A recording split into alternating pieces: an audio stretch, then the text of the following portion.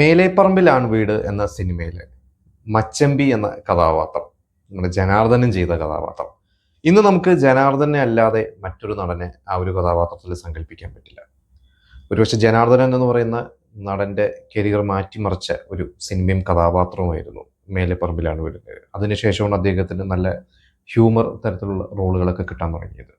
ശരിക്കും ആ വേഷം അതിൻ്റെ സംവിധായകൻ രാജസേനൻ പ്ലാൻ ചെയ്യുമ്പോൾ ഇവൻ ഷൂട്ട് തുടങ്ങുന്നത് വരെ മറ്റൊരു പ്രമുഖ നടനായിരുന്നു ആ ഒരു സിനിമയിൽ അഭിനയിക്കേണ്ടിരുന്നത്. പല കാരണങ്ങൾ കൊണ്ട് ആ നടൻ മാറിയ ശേഷമാണ് ജനാർദ്ദനൻ വരുന്നത്. അപ്പോൾ അതിൻ്റെ പിന്നിൽ ഒരു കഥയുണ്ട്.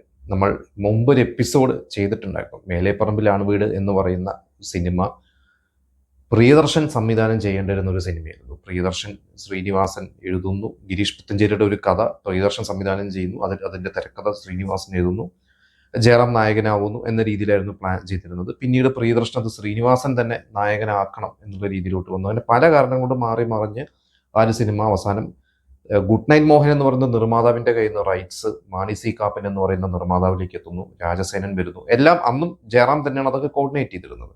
അങ്ങനെ അവസാനം മാണി സി കാപ്പൻ പ്രൊഡ്യൂസ് ചെയ്യുന്നു, രാജസേനൻ സംവിധാനം ചെയ്യുന്നു, ജയറാം നായകനാവുന്നു. അങ്ങനെ ഫിക്സ് ചെയ്ത് എല്ലാ കാര്യങ്ങളും പ്ലാൻ ചെയ്യുന്നു. അതിൻ്റെ ഒരു തിരക്കഥയും ഒക്കെ ആയി കഴിഞ്ഞപ്പോൾ അതിൽ അച്ഛൻ്റെ വേഷത്തിൽ നരേന്ദ്രപ്രസാദ് അതുവരെ വളരെ സീരിയസ് സിനിമകളൊക്കെയാണ്. നമ്മൾ അതിനു മുമ്പ് ഈ പറയുന്ന തലസ്ഥാനം പോലത്തെയൊക്കെ ഒരുപാട് സിനിമകളൊക്കെ നമ്മൾ കണ്ടിട്ടുണ്ട്. വളരെ സീരിയസ് ആയിട്ടുള്ള ഒരു വേഷത്തിലൂടെയാണ് നരേന്ദ്രപ്രസാദിനെ കാണുന്നത്. പക്ഷെ ആ ഒരു സിനിമയിൽ നരേന്ദ്രപ്രസാദ് ഹ്യൂമർ ചെയ്തിട്ടില്ല. അതിൽ സീരിയസ് ആയിട്ട് തന്നെയാണ് അദ്ദേഹം ചെയ്തത്. അതൊരു സിറ്റുവേഷൻ ഹ്യൂമർ ആയതുകൊണ്ടാണ് നമുക്ക് ചിരി വന്നത്. നരേന്ദ്രപ്രസാദിന് പോലും അദ്ദേഹം ചെയ്തതൊക്കെ തിയേറ്ററിൽ ചിരിക്കുമോ എന്നുള്ളൊരു കോൺഫിഡൻസ് ഇല്ലായിരുന്നു എന്നൊക്കെ കേട്ടിട്ടുണ്ട്. പിന്നീട് അത് തിയേറ്ററിൽ വന്ന ശേഷമാണ് അദ്ദേഹത്തിനും ഒരു ധൈര്യം അദ്ദേഹം മനസ്സിലായത് രാജസേനന്റെ ആ ഒരു അദ്ദേഹത്തിന്റെ ഒരു ചിന്തകൾ കറക്റ്റ് ആയിരുന്നു എന്നുള്ളത്. പിന്നീട് അതിലെ ചേട്ടന്മാരായിട്ട് ജഗദീഷ് ശ്രീകുമാറും അതുപോലെ തന്നെ വിജയരാഘവനും സീരിയസ് റോളുകൾ ചെയ്തതാണ്. പക്ഷെ മതി, നരേന്ദ്രപ്രസാദിന്റെ മകനല്ലേ, അങ്ങനെ വിജയരാഘവനെയും കാസ്റ്റ് ചെയ്യുന്നു. ശോഭനെ നായിക ഫിക്സ് ചെയ്യുന്നു, എല്ലാം ഫിക്സ് ചെയ്ത് മച്ചമ്പിയുടെ ഒരു വേഷം ആദ്യം പ്ലാൻ ചെയ്തത് ഇന്നസെന്റ് ആയിരുന്നു. അങ്ങനെ ഇവരാദ്യം ആ ഒരു ഷൂട്ട് തുടങ്ങുന്നത് പൊള്ളാച്ചി ഷെഡ്യൂളിലായിരുന്നു. അതിനുശേഷമാണ് നാട്ടിലേക്ക് വന്നത്. ആ ഒരു സിനിമ നമുക്കറിയാം, നാട്ടിൽ നിന്ന് തുടങ്ങുന്നു, അത് കഴിഞ്ഞ് പൊള്ളാച്ചിയിലോട്ട് പോകുന്നു. പിന്നെ ഏകദേശം ഒരു അരമണിക്കൂർ 40 മിനിറ്റോളം ആ ഒരു സിനിമ പൊള്ളാച്ചിയിലാണ്. അവിടെ നിന്നാണ് പിന്നീട് തിരിച്ച് നാട്ടിൽ വരാൻ. സെക്കൻഡ് ഹാഫ് മുഴുവനും നാട്ടിലും ആ ഒരു വീടും ചുറ്റിപ്പറ്റി തന്നെയാണ്. അപ്പോൾ അന്ന് ഇന്നസെന്റിനെയാണ് പ്ലാൻ ചെയ്തത്. എല്ലാം ഫിക്സ് ചെയ്യുന്ന സമയത്ത് ഈ ഒരു ഷൂട്ടിന്റെ ഒരു മുന്നോടിയായിട്ട് എൻ്റെ പ്രീ പ്രൊഡക്ഷൻ നടക്കുന്ന സമയത്ത് ഒരിക്കലും ഒരു ട്രെയിൻ യാത്രയിൽ ജനാർദ്ദനെ രാജസേനൻ കാണുന്നു. അപ്പോൾ ഇവർ തമ്മിൽ പരിചയമുണ്ട്. ജനാർദ്ദനെ കാണുന്നു, സംസാരിക്കുന്നു. അപ്പോൾ ജനാർദ്ദനൻ പറഞ്ഞു, നിങ്ങൾ എന്നെ ഇതുവരെ സിനിമയ്ക്ക് വിളിച്ചിട്ടില്ല എന്ന് പറഞ്ഞപ്പോൾ രാജസേനൻ പറഞ്ഞു, ഞാൻ ചെയ്യുന്നതൊക്കെ ഒരു ഹ്യൂമർ സിനിമകളാണ്, ലൈറ്റ് സിനിമകളാണ്, അതിൽ ചേട്ടനെ പോലത്തെ ഭയങ്കര സീരിയസോ അല്ലെങ്കിൽ വില്ലൻ വേഷമോ ഒന്നും ഇല്ല, അതുകൊണ്ടാണ്. അപ്പോൾ ഞാൻ കോമഡിയും ചെയ്യും എന്ന് ജനാർദ്ദനൻ പറഞ്ഞു. അപ്പോൾ ഇത് രാജസേനന്റെ മനസ്സിൽ കിടക്കുന്നുണ്ട്, ഏതെങ്കിലും ഒരു നല്ലൊരു വേഷം വന്നു കഴിഞ്ഞാൽ ജനാർദ്ദനെ വിളിക്കണം എന്നുള്ളതായിരുന്നു.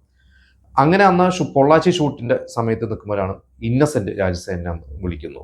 ഇന്നസെന്റ് എന്ന് വിളിച്ചിട്ട് ഹോട്ടൽ റൂമിലോട്ട് വിളിച്ചിട്ട് പറയുന്നു, ഒരു പ്രശ്നമുണ്ട്, എനിക്കൊരു സിനിമ വന്നിട്ടുണ്ട്, സാക്ഷാൽ ശ്രീമാൻ ചാത്തോണി. ആ സിനിമയിൽ ഞാൻ ഒരു നായക കഥാപാത്രമാണ്. നമ്മൾ ആ സിനിമ കണ്ടവർക്ക് അറിയാം, സാക്ഷാൽ ശ്രീമാൻ ചാത്തോണി ടൈറ്റിൽ റോള് ഇന്നസെന്റ് ആണ്, കൂടെ ജഗദീഷും ബൈജും ഉണ്ട്. അപ്പോൾ എനിക്ക് ഇങ്ങനെ ഒരു റോള് വന്നിട്ടുണ്ട്. അപ്പോൾ രാജസേന്റെ സിനിമയിൽ നല്ല സിനിമയാണ്, എനിക്ക് ക്യാരക്ടർ റോളാണ്, പക്ഷെ ഇതിന് നായക വേഷമാണ്. ഞാൻ എന്താ ചെയ്യേണ്ടത്? സെയിം ഡേറ്റ് ആണ്, നിങ്ങൾ എന്നോട് ചോദിച്ച അതേ ഡേറ്റ് ആണ്.